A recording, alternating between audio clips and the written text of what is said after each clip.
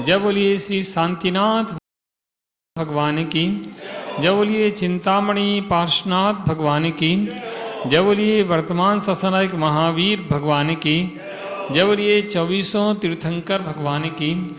जय बोलिए परम पूज्य तपस्वी सम्राट आचार्य गुरु 108 सन्मति सागर जी महाराज की। आचार्य श्री 108 सुनील सागर जी महाराज की।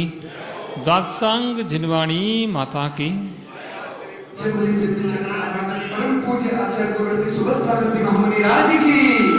समस्त आचार्य संघ की जयकारा गुरुदेव का।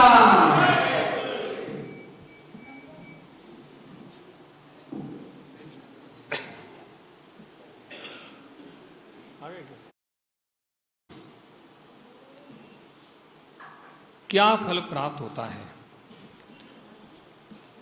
आचार्य कुंद कुंद स्वामी गाथा देते हैं। सप्तरंग रज्जिणव विहीन भंडार छड़ंग बलच्चोदरणम छंडवै सयसिथि विहिवम चाणो सुपत्तदान फलम।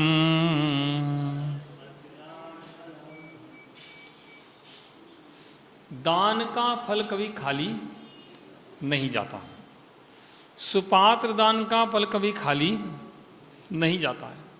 सुपात्र के हाथ में आपने एक गिलास रखा है। कितना? एक गिलास। उस एक गिलास की क्या कीमत होगी? शायद आप उसे पहचान नहीं पाएंगे। हम लोग चाहे अनुमान लगा लें ये गिलास कितने का। तुम इतना अनुमान तो लगा सकते हो कि गिलास कितने का हमें पड़ा है, लेकिन इसके आगे यह अनुमान नहीं लगा सकते हो कि गिलास का हमें फल कितना मिलेगा। बेटा इसकी आवाज़ सही कर दो, कम कर दो।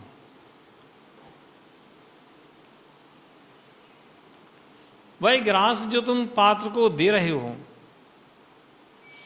उसका फल क्या मिलेगा, ये शायद इसका अनुमान हम नहीं लगा सकते। ये तो केवली भगवान ही जानते हैं कि हमारे द्वारा दिया गया गिलास क्या फल देगा।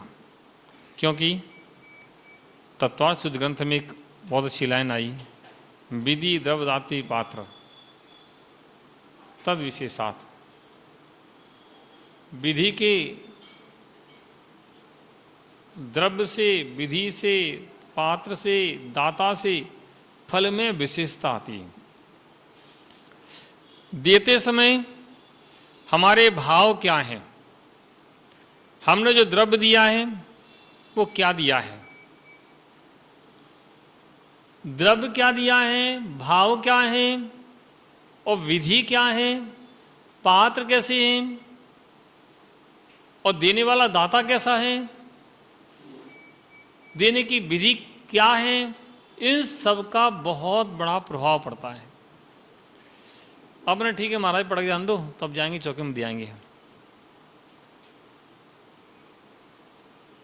आपने विधि का उल्लंघन कर दिया। क्यों? ये विधि नहीं है।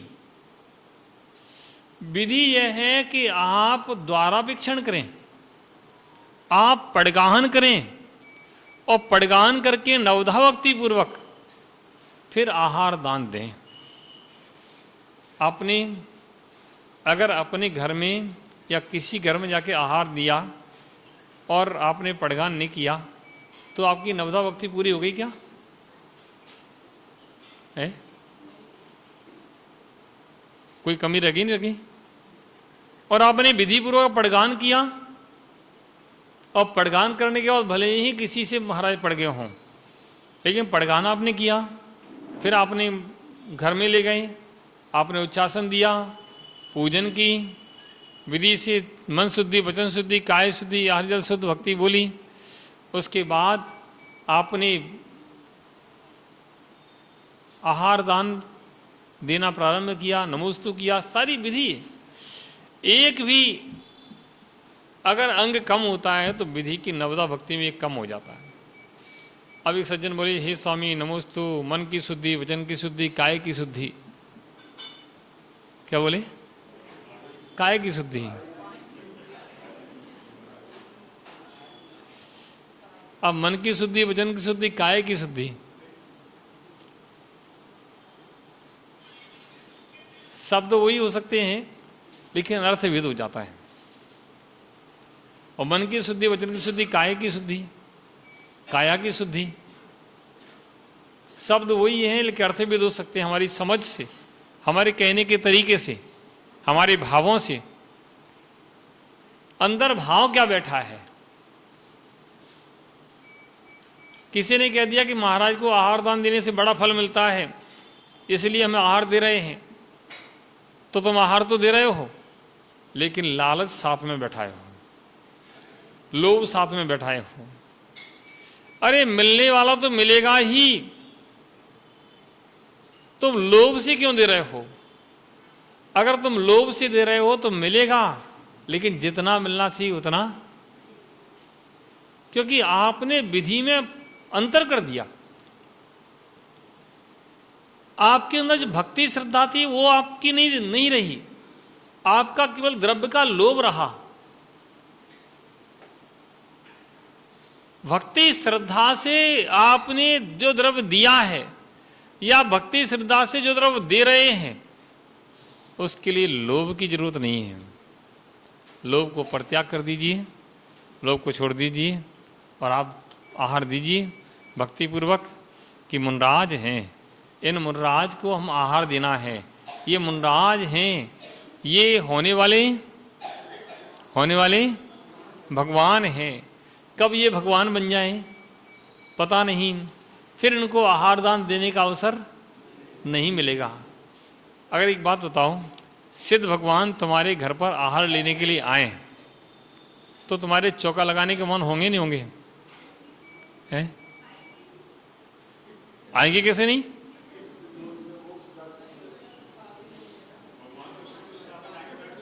हाँ, वो नहीं आएंगे क्या? अरे बैठने वाले वो तो आएंगे। हाँ, अब सोचो दिमाग से कि ये भी सिद्धराम में बैठने वाले हैं, ये भावी सिद्ध हैं, ये सिद्धसला में बैठ जाएंगे फिर तो नहीं आएंगे। लेकिन अभी बैठे नहीं हैं, अभी आ रहे हैं। बैठ जाएंगे फिर नहीं आएंगे, लेकिन अभी तो आ रहे हैं, लेकिन अभी आ रहे हो फिर भी हम आहार नहीं दे पाए तो हमारा कितना बड़ा दुर्भाग्य होगा कि होने वाले सिद्ध हमारे दरवाजे से निकल गए और हमने उनके हाथ में ग्रास नहीं रख पाया। क्या तुमसे मांग रहे थे, तुमने एक ग्रास भी नहीं रख पाया, तुमने उनको अपने घर में नहीं बुला पाया। होने वाले सिद्ध अगर तुम्हारे घर पर आ जाएं तो क्या तुम्हारा सौभाग्य होगा। तुम्हें पता पड़ जाए कोई व्यक्ति ने चुनाव लड़ा है और वह विधायक बनने वाला है और जीतने की पूरी संभावना है, अभी काउंटिंग नहीं हुई है, वो 15 दिन बाद होगी और संभावना उसकी दिख रही है और वो तुम्हारे घर पर आने की संभावना दिखे तो उसको बुलाओगे नहीं बुलाओगे?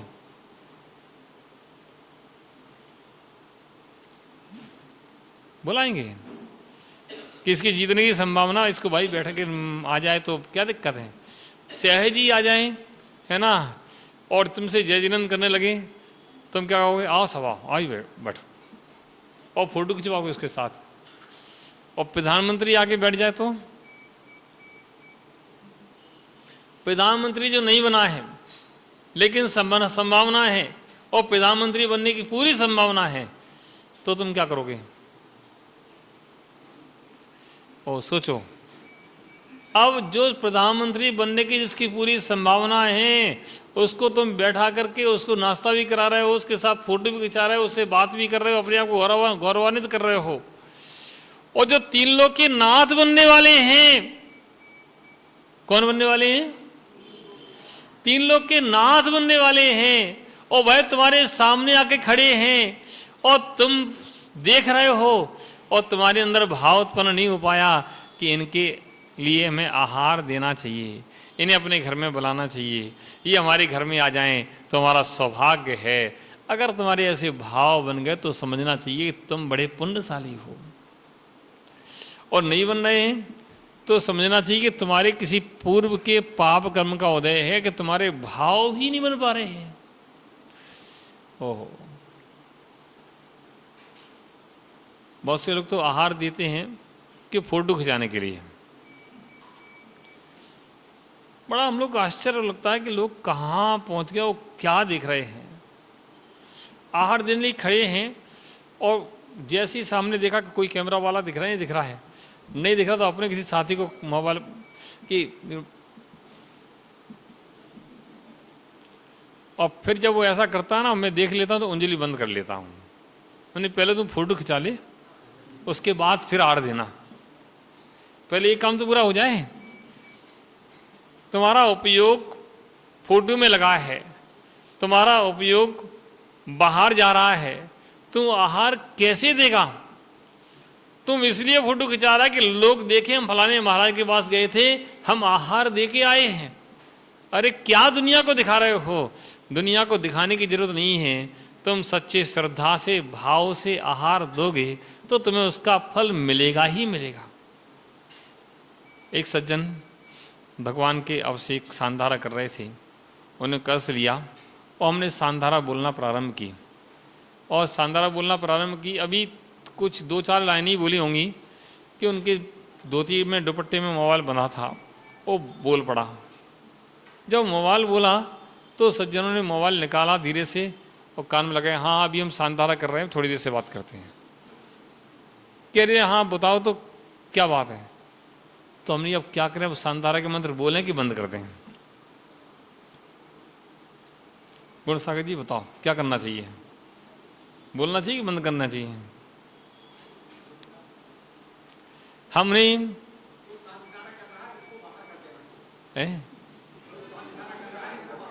वो हमारे अधिकार क्षेत्र में नहीं है, उन्हें सांधारा की बोली ली है उसने।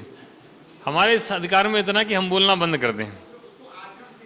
हाँ, हमने सांधारा बोलना बंद कर दी।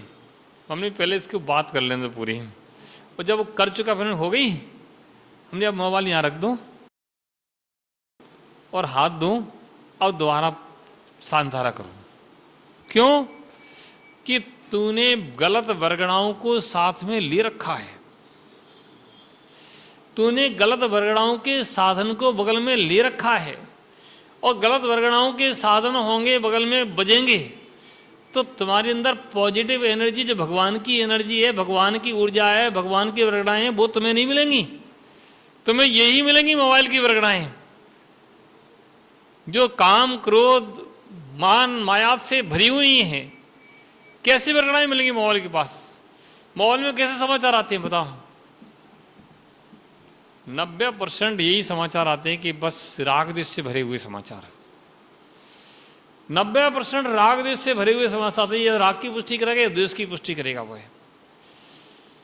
वह तुम्हें वैराग की पुष्टि नहीं करेगा। कोई तुमसे ये नहीं कहेगा कि भल तुम दीक्षा ले लो, तुम ऐसा कर लो, कोई नहीं कहेगा। कहेगा हाँ कहाँ हो भाई, हम तुम्हारे पास आ रहे हैं, तुम मेरे पास आ जाओ, या ऐसा कर लो। ओहो प्यारे बंधुओं, अच्छी वर्गणाएं जहां मिली वहां बुरी वर्गणाओं को बाहर, उनके साधनों को बाहर रख देना चाहिए, बाहर छोड़ देना चाहिए, और बड़े सच्चे भावों से भगवान की पूजा अवश्य करें, भगवान की सांधारा करें, बड़े अच्छे भावों से भगवान के लिए परमार्जन करें, बड़े अच्छे भावों से गुरुओं के लिए आहार दान दें, बड़े अच्छे भावों से गुरुओं के लिए बैयावर्ती करें, सेवा करें। इनके फोटो की ज़्यादा खिंचाने की आवश्यकता नहीं है, और कदाचित तुम्हें लगे फोटो खिंचाना ही है तो फोटो खिंचा लेना, लेकिन आगे पीछे खिंचा करके फिर शांति से अच्छे भावों से बैयावर्ती करना, अच्छे भावों से आहार देना। उपयोग पूरा फोटो में लगा रहेगा तो तुम्हें उसका फल कदाचित जितना मिलना चाहिए उतना नहीं मिलेगा। प्यारे बंधुओं, बहुत सारी चीज़ें हैं जो समझने की हैं कि विधि क्या है। विधि समझ में आ जाए तो समझना तुमने सब कुछ समझ लिया। आज हमें विधि का ज्ञान नहीं है, और कदाचित ज्ञान भी है तो उस विधि का सही उपयोग नहीं हो पाता है, और विधि के सही उपयोग के अभाव में हम जैसा लाभ चाहते हैं वैसा लाभ हमें नहीं मिल पाता। लोग कहते भक्तामर पढ़ लिया हमने, हम देखते हैं भक्तामर भी किया तो फोटो पहले खिंचाया, हम फोटो पहले खिंचा के हाँ हम भक्तामर का पाठ कर रहे हैं। अरे भाई, फोटो खींचने वाला फोटो खींच रहा है, मोबाइल में डालने वाला मोबाइल में डाल रहा है, तुम क्यों परेशान हो रहे हो? तुम्हारी यश कीर्ति नाम का उदय होगा तो लोग तुम्हारे फोटो देखेंगे, खींचेंगे, और तुम्हारी यश कीर्ति नाम का उदय नहीं है तो खिंचा हुआ भी रखा ही रहेगा, या तुम डाल भी दोगे तो देखेगा ही नहीं कोई। ये सत्य है। अब तुम बताओ, मोबाइल में तुम्हारे मोबाइल में कितने, मोबाइल में व्हाट्सएप पे कितने मैसेज आते हैं? सब देखते हो क्या? हैं? नहीं देखते हो क्या? अरे किसी ने तो आपके मोबाइल में मैसेज भेजा तो उसको देखना चाहिए ना। आज से नियम लो, जितने मैसेज आए सबको देखेंगे। हैं? हैं? क्या बात है, वाह वाह वाह, कि सारे दिन महाराज यही देखते रहेंगे। अब फालतू कौन से होते हैं? 90%। 90% जो फालतू होते हैं वो कौन से होते हैं? जिनके यश कीर्ति नाम कर्म का उदय नहीं है वे फालतू हैं, और जिनकी यश कीर्ति नाम का उदय है वे पालतू हैं। मैसेज सब वही हैं, कोई अलग नहीं है, सब वही मैसेज हैं, कोई अलग नहीं है। तुम्हारी यश कीर्ति नाम कर्म का उदय तो लोग तुम्हें 4 बार देखेंगे, 10 बार देखेंगे, और यश कीर्ति नाम कर्म का उदय नहीं है, ये फालतू मैसेज खिसकाओ उसको, ये खिसकाओ।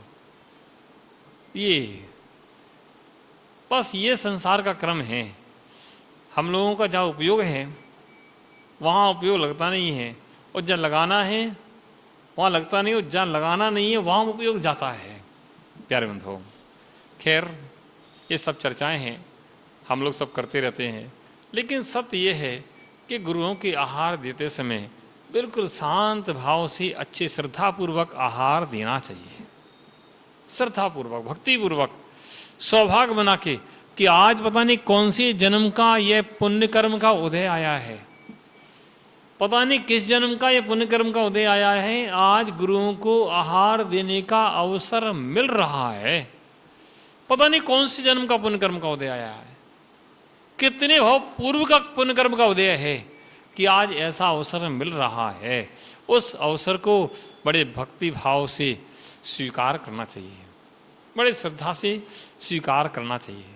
प्यारे बंधुओं, ऐसे विधि पूर्वक जो पात्र को दान देता है उसको विशेष उसको फल मिलता है। अब द्रव्य विशेष, विधि विशेष और द्रव्य विशेष। द्रव्य विशेष कैसा? आप जो दे रहे हो वह द्रव्य कैसा है, प्रासुक है कि नहीं? पहली शर्त तो क्या होना चाहिए? प्रासुक होना चाहिए। प्रासुक है कि नहीं, और प्रासुक होने के साथ में वह उसकी क्वालिटी क्या है, उसकी क्वालिटी क्या है। अब महाराज को आहार देने 20, 25, 30 महाराज को संघ है, बड़ा संघ है, और सारी व्यवस्था तुमने जिम्मेदारी ले रखी है, और गए सब्जी मंडी में सेव क्या हुआ, मैंने 100 रुपये किलो, दूसरे ने ये क्या हुआ, नहीं 80 रुपये किलो, मैंने कि ये क्या हुआ 60 रुपये किलो। मैंने सेव की सब्जी बनना है तो सब्जी में कौन सा दिख रहा है, ये 60 किलो ले लो, और जो खाने के लिए देना है वो 100 रुपये किलो वाला ले लो।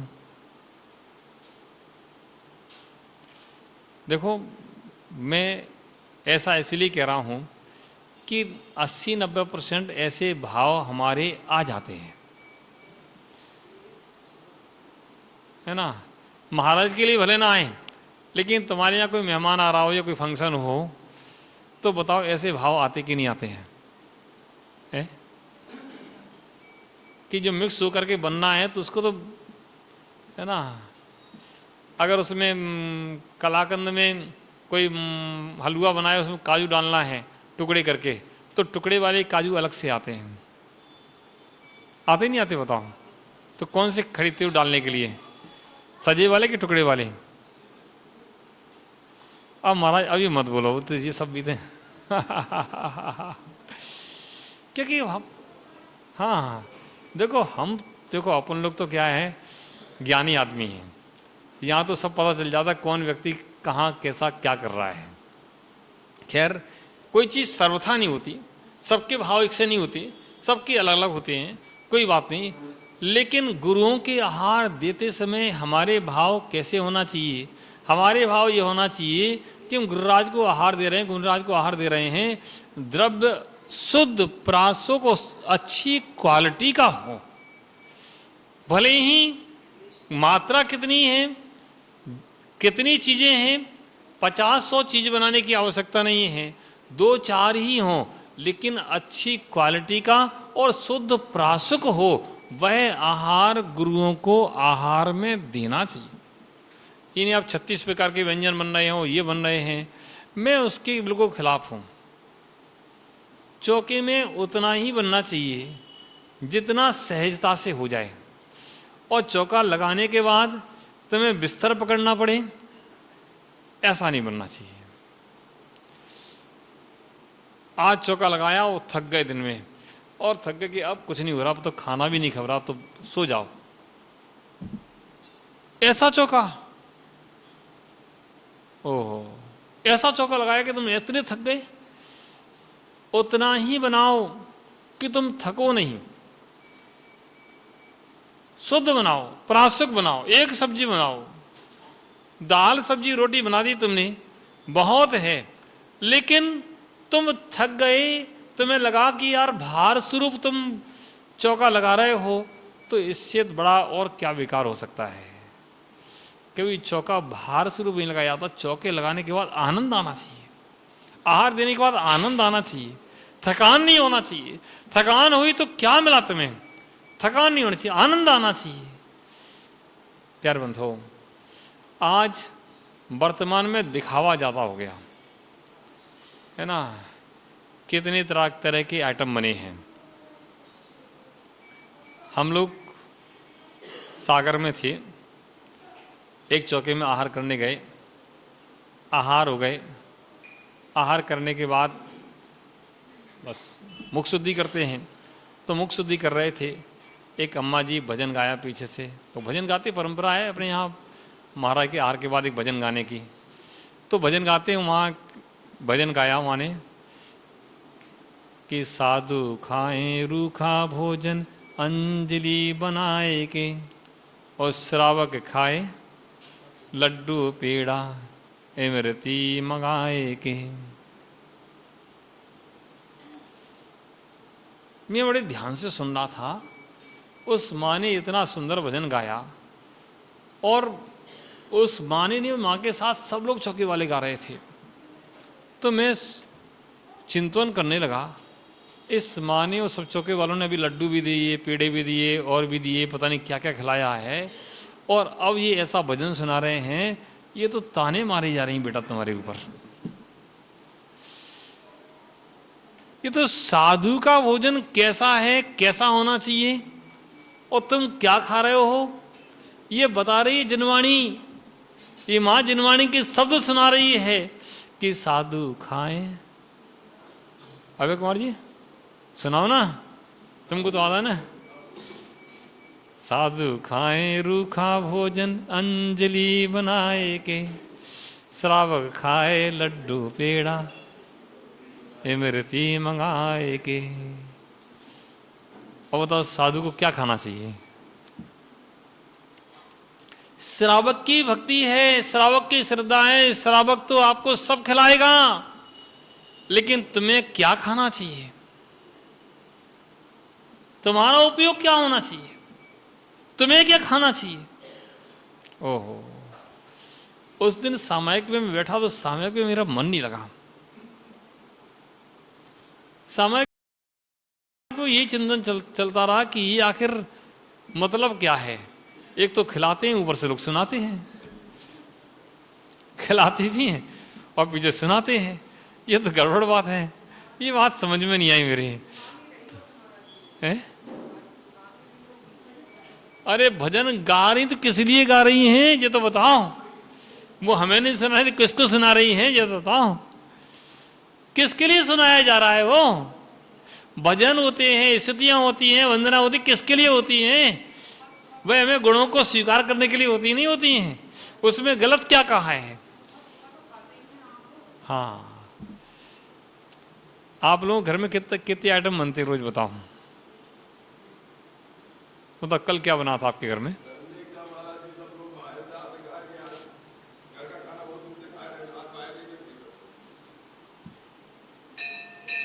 कितने दिन महीने में? कितने दिन? तुम तो कभी नहीं गए। अब सोचो,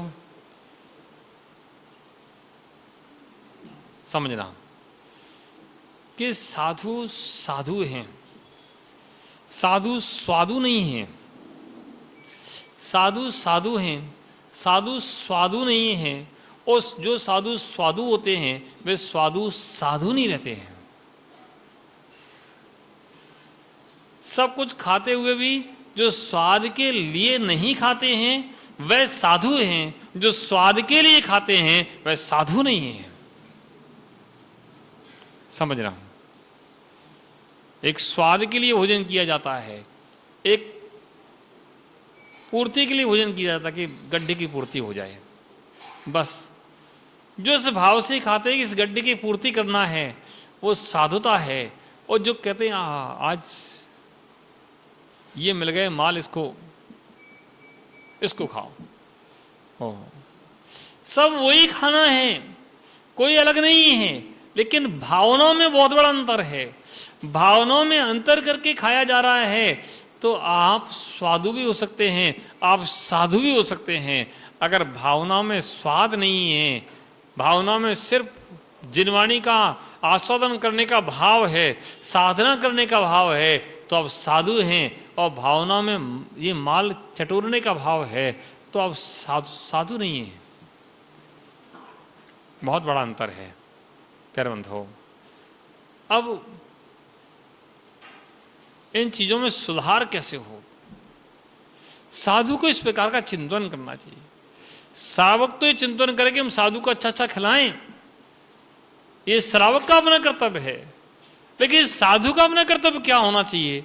साधु का अपना कर्तव्य यही होना चाहिए कि हमें जिनवाणी का स्वाध्याय करना है, जिनवाणी का स्वाध्याय होता रहे। इतना ऐसा शुद्ध आहार तो करना चाहिए, लेकिन प्रमाद उत्पन्न हो ऐसा आहार नहीं करना चाहिए।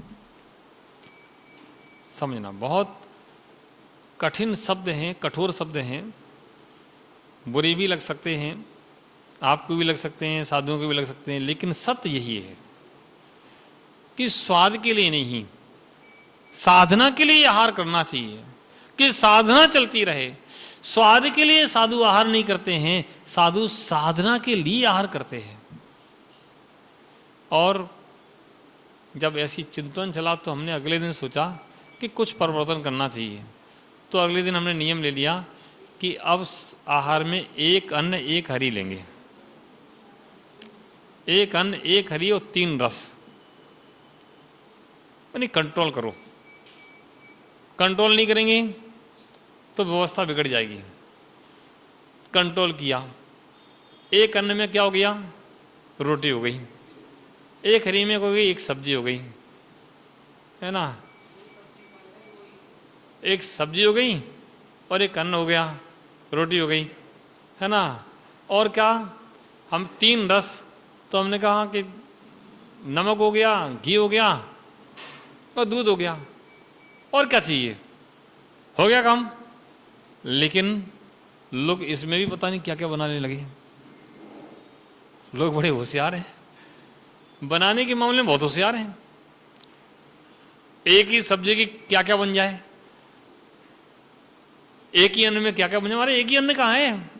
एक ही अन्न की कचौड़ी भी है, एक ही अन्न का समोसा भी है, एक ही अन्न की, है ना, केले के समोसे, केले की कचौड़ी, केले की भुजिया और केले के पता नहीं क्या क्या हो।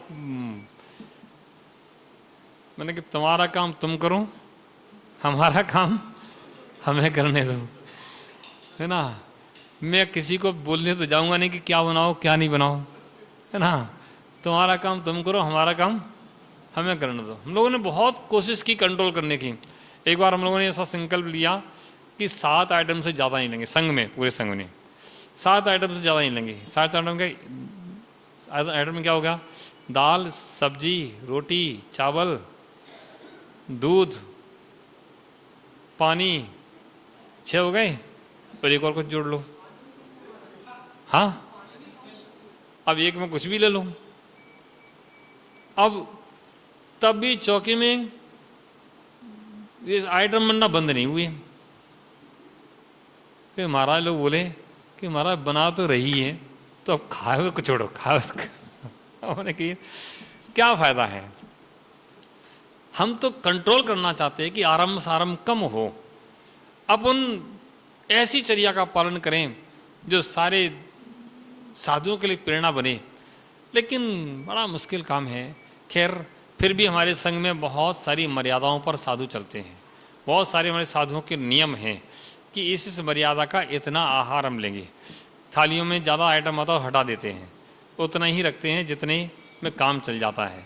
कहने के तात्पर्य, जितनी हम अपने आप को बांधेंगे उतना हम धर्म से जुड़े हुए चलेंगे, और जितना स्वतंत्र हो जाएंगे, स्वच्छंद हो जाएंगे, तो व्यवस्था बिगड़ जाएगी। प्यारे बंधुओं, ऐसे विधि द्रव्य की बात चल रही थी। द्रव्य कैसा होना चाहिए? प्रासुक होना चाहिए, शुद्ध होना चाहिए। ऐसे प्रासुक शुद्ध द्रव्य को विधि पूर्वक साधु के लिए देना चाहिए। दात्री और पात्र, दात्री यानी दाता। दाता जो क्या है, दाता की विशेषता से भी फल में विशेषता आती है। कौन दाता है, किन भावों से दे रहा है? सबकी सोचने की शक्ति एक सी नहीं होती है। एक ही काम को, एक ही दान को अगर 4 लोग देते हैं तो चारों के उस देने में भावों में अंतर होता है, और चारों को उसका फल भी अलग अलग मिलता है, एक सा नहीं मिलता है, अलग अलग मिलता है। आपने पड़गान किया कि आज आचार्य महाराज का पड़गान हो जाए तो आहार देंगे बढ़िया, तो आप चौका लगाया, पड़गान किया, वो आचार्य महाराज आए नहीं, आए छुल्लक जी करा गए। अब आपको मन खराब होगा, क्या बताएं महाराज के आई नहीं और कोई आई नहीं। अब छुल्लक जी को आहार दे रहे हो, छुल्लक जी को आहार देने में तुम्हारा मन नहीं लग रहा है, मन ही नहीं लग रहा है। उम्मीद तो कुछ थी और हुआ कुछ और, ये तो बात नहीं रही। या मुनि महाराज दूसरे आ गए, जिनको चाहिए वो वाले आई नहीं। तो आपने आहार तो दिया, लेकिन आपने जो पात्र प्राप्त हुए थे उन प्राप्त पात्र में प्रसन्नता तुम्हारी नहीं रही। जो पात्र तुम्हें प्राप्त हुए हैं उन पात्र में तुम्हारी प्रसन्नता होना चाहिए, गदगद भाव होना चाहिए कि हमारे पुण्य के प्रताप से इतना तो मिला। 1 करोड़ का लाभ होना था, लेकिन 1 करोड़ का लाभ नहीं हो पाया, तो 1 लाख का लाभ हुआ, तो 1 लाख की खुशी तो मनाओ। 1 करोड़ का गम मत बनाना, पहले 1 लाख की खुशी तो मनाओ, फिर कभी मौका लगेगा, फिर कभी लाभ मिलेगा। ऐसी प्रसन्नता का जब भाव होता है, गदगद भाव जब होता है, तब वह उसका फल भी कई गुना बढ़ जाता है। ये श्रेष्ठ है। ये भाव होना चाहिए कि उत्तम से उत्तम पात्र हमें मिले। ये भाव तो होना ही चाहिए कि उत्तम से उत्तम पात्र मिले और सारे पात्रों के आहार मेरे यहाँ हों। ये गदगद भाव होना चाहिए। इन गदगद भावों से बड़ा पुण्य का बंध होता है, बड़ा पुण्य का बंध होता है। अभी एक जगह आहार हुए, सभी साधुओं के 8 पीछियों के एकदम आहार हुए। वो 8 पीछियों के बाद साथ में और लोग भी थे, उनके भी आहार हुए। उस दाता का मैं चेहरा देख रहा था, इतना प्रसन्न था कि आज जो काम हुआ है वो जीवन में कभी नहीं हुआ। देखो पीछे मुस्कुरा रहे, देखो है ना, मुस्कुरा गया देखो, क्योंकि तो चेहरे पे दिखता है। मैं तो चेहरा पढ़ लेता हूँ कि इसका चेहरा क्या बोल रहा है, कि क्या गदगद भाव। पुण्य है, ये भी पुण्य है, ये पुण्य है कि साधु ने आहार तो किए ही किए, साधु के साथ में और व्रती थे जितने भी थे लगभग 100 लोगों ने वहाँ आहार किए। अब सोचो उस घर में कितना उत्सव का माहौल होगा, कितना उत्सव का माहौल होगा, कितना आनंद उनको आ रहा होगा, उनका पुण्य कौन से रास्ते से आया है। जबकि चर्चा चल रही तो मैंने मना किया था कि नहीं भाई ऐसा संभव नहीं है, कोई व्यवस्था नहीं बन पाएगी। लेकिन पता नहीं फिर भी कहाँ से क्या व्यवस्था बनी, क्या नियोग बना, मुझे तो पता ज़्यादा रहता नहीं। लेकिन जो भी है ना, ये सब पात्रों के विशेष पुण्य के उदय से ये सारी व्यवस्थाएं बनती हैं। जब तीव्र पुण्य का उदय आता है तो सारी व्यवस्थाएं अपने आप बन जाती हैं, और जब पुण्य का उदय मंदा पड़ता है, मंदा होता है, तो व्यवस्थाएं उस प्रकार से बनती हैं। सब नियोग हैं। इसलिए कभी अच्छे पात्र मिल जाएं तो अपने भाग्य सराहना चाहिए, और कहीं सामान्य जघन्य पात्र भी मिल जाएं तो भी अपना भाग्य सराहना चाहिए कि कुछ तो मिला। आज मिला है कुछ, कल और कुछ मिलेगा, परसों और कुछ मिलेगा, फिर कभी और कुछ मिलेगा। अपने भाग्य को सराहना करना चाहिए। कभी ऐसा नहीं सोचना चाहिए हीन भावना से कि यार ऐसा क्या हुआ बताओ। गदगद भाव होना चाहिए, है ना। उसके ऐसे भाव तो होने चाहिए कि मेरे यहाँ महाराज नहीं आ पाए, अब कभी आए, अब कभी आए, अब कभी आए, कभी ना कभी तो आएंगे मेरे दरवाजे पर, कभी ना कभी तो आएंगे। ऐसे भाव होना चाहिए, मेरे भाव में तो जरूर आएंगे, ऐसे भाव होना चाहिए। ये गदगद भाव पुण्य के आश्रव के हेतु हैं। भले ही गुरु महाराज आपके दरवाजे पर नहीं आए हैं, लेकिन आप प्रतिदिन भाव कर रहे हो कि कभी तो आएंगे, कभी तो नंबर लगेगा, तो आपको प्रतिदिन पुण्य का बंध हो रहा है। विधि द्रव्य दात्री और पात्र, पात्र विशेष से भी अंतर पड़ता है ना। अब क्षुल्लक जी को आहार देना, मुंडाज को आहार देना, आचार्य को आहार देना, तो क्या सबका एक ही फल है? फल में विशेषता है, फल में विशेषता है। ऐसे माने दूसरी तरीके से बताएं, जैसे मान लो आपके यहाँ आपके पड़ोसी को आपने भोजन कराया, ठीक है ना, पड़ोसी को भोजन कराया, पड़ोसी को भोजन करके बात खत्म हो गई। आपके यहाँ पड़ोसी को भोजन कराने के बाद आपने एक दिन आपने किसी नगर के सेठ थे, वो नगर सेठ को भोजन कराया। उस समय आपके भावों में अंतर था। एक दिन नगर का विधायक ऐसे ही आ गया तो आपने उसको भोजन कराया, तो आपके भावों में अंतर था कि एक ही थे। भोजन वही है, भोजन वही है, लेकिन पात्र विशेष से आपके भावों में विशेषता आती है। पात्र विशेष से भावों में विशेषता आती है। जघन्य पात्र, मध्यम पात्र, उत्तम पात्र, ऐसे 3 प्रकार के पात्रों के भेद आगम में किए हैं। ऐसे पात्र विशेष से विशेषता आती है तो हमारे पुण्य वर्गणाओं में भी विशेषताएं आती हैं, है ना।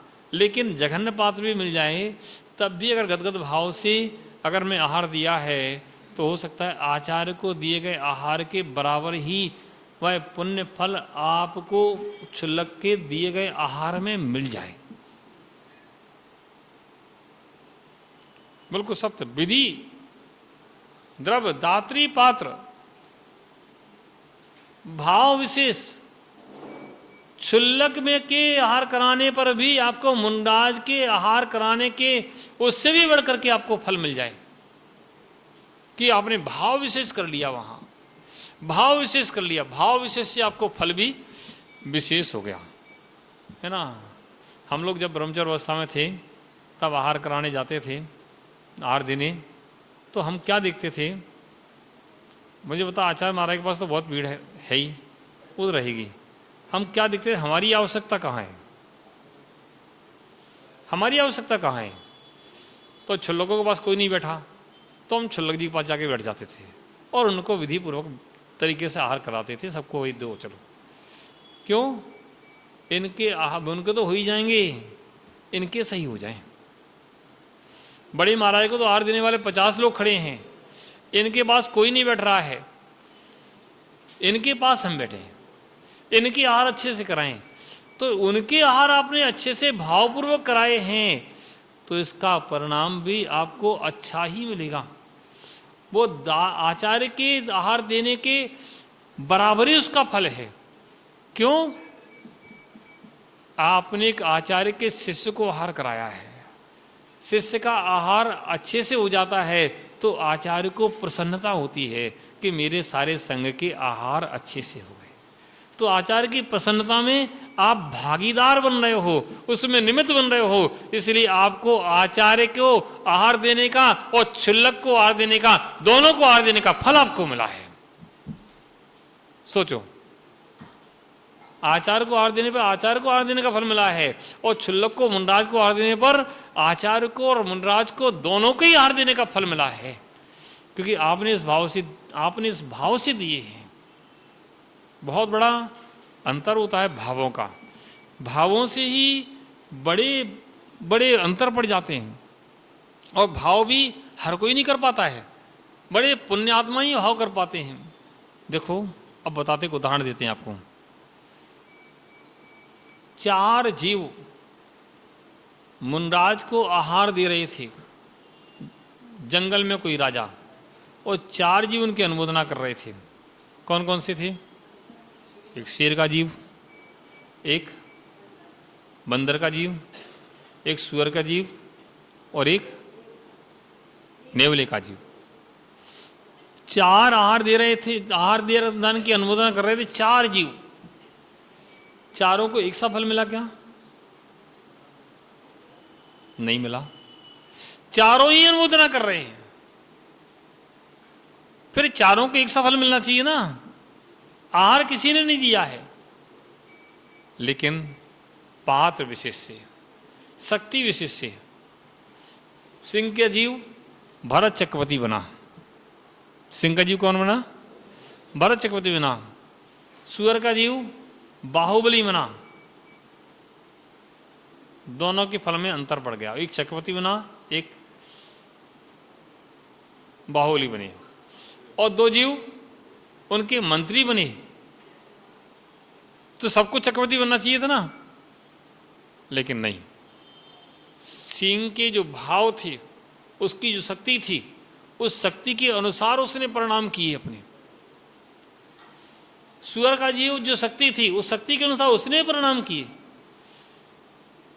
जो नेवले का जीव था, उसने अपने शक्ति के अनुसार परिणाम किए, कि जितनी शक्ति होगी शरीर में उतना ही तो आप परिणाम कर पाओगे, उससे ज्यादा परिणाम भाव विशुद्ध कैसे कर पाओगे? क्या चौथे काल में जैसे मोक्ष हो जाता था पंचम काल में हो सकता? क्या नहीं हो सकता। क्यों? क्योंकि आपकी इतनी क्षोभसम शक्ति नहीं है। थोड़ा सा ध्यान करने बैठते तो नींद आ जाती है, माला फिरने बैठते नींद आ जाती है, सांस पढ़ने बैठते नींद आ जाती है। क्यों? इतना क्षोभसम नहीं, इतना बल नहीं है, इतना बल नहीं है। चौथे काल में वज्रसम नाराज सेनन जिनके पास था, उनके पास वज्रसम नाराज सेनन था, बल था। उस बल से साधना करते थे, उस साधना से वह उसके फल को भी प्राप्त करते थे। ऐसे जिसकी जैसी शक्ति होती है, उस शक्ति के अनुसार भी उसका फल मिलता है। इस प्रकार से विधि द्रव्य दाति पात्र विशेषाद इन सबसे बहुत फल मिलता है। और अच्छे मन से भावों से आहार देने पर यहाँ आचार्य कह रहे हैं, जो अच्छे भावों से आहार देता है उसको नियम से चक्रवर्ती पद की भी प्राप्ति होती है। यह कह रहे हैं सप्तांग सतरंग राज्य में सप्तांग राज्य, 7 अंगों का राज्य, और नववी नवनिधि और भंडारीन कोष और सड़ंग बल, 6 प्रकार की सेना और 14 शरण, 14 रत्न और छंडवदी सहथी 96,000 स्त्रियां और विहिवम वैभव सुपत दान फलम, ये सुपात्र के दान का फल जानो। यानी ये सारा वैभव किसका होता है? चक्रवर्ती का होता है। ये चक्रवर्ती का वैभव भी उस आहार दान के फल से प्राप्त होता है। किसे? आहार दान के फल से प्राप्त होता है। ये आहार दान का चक्रवर्ती पना भी आहार दान का ही फल है। इसलिए आहार दान बड़ी भक्ति से, बड़ी श्रद्धा से देना चाहिए और बड़े विधि पूर्वक आहार देना चाहिए ताकि वह फल हमें अच्छा प्राप्त हो। इस फल की चाह से नहीं, अच्छे भावों से आहार देते हैं तो उसका फल विशेष मिल ही जाता है। इन्हीं मंगल भावनाओं के साथ सबके लिए मंगल आशीर्वाद, ये मंगल भावना आप सबका जीवन मंगलमय हो, सुख शांति में हो, आप सबके जीवन में निरंतर धर्म की वृद्धि हो। जय बोलिए आचार्य कुशल सन्मति सागर जी महाराज की, द्वादशांग जिनवाणी माता की। कुंद कुंदाद्यो